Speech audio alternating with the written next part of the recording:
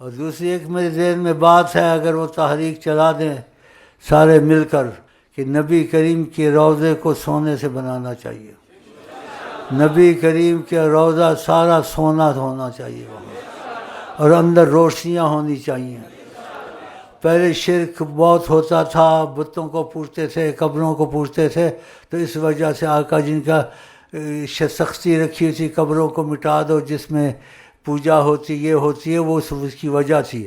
اب لوگ سب سمجھدار ہو گئے، علم آ گیا، اب ایسی وجہ نہیں ہے، تو یہ وجہ ختم ہو گئی ہے۔ تو اللہ تعالیٰ کرے یہ لوگ سب زیادہ نہیں تو ذات مقدس کا احترام کرے، کیونکہ اندر روضہ شریف کے بالکل اندھیرا ہے۔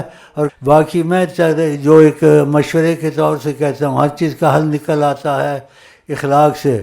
تو یہ باتیں جو سمجھدار ہیں، پاکستان کے سمجھدار عہدیداروں سے لے کر ہر ملکوں میں یہ بات کچھ کا رستہ نکالیں، وہ ان کے مذاکرات کریں سعودیوں کے ساتھ۔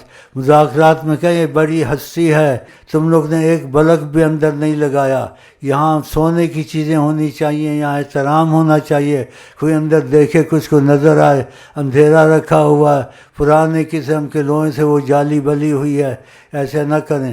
تو مذاکرات کے ذریعے، کیونکہ وہ ان کے نبی نہیں ہے، ہمارے بھی نبی ہیں، سب کے نبی ہیں، وہ مان جائیں گے۔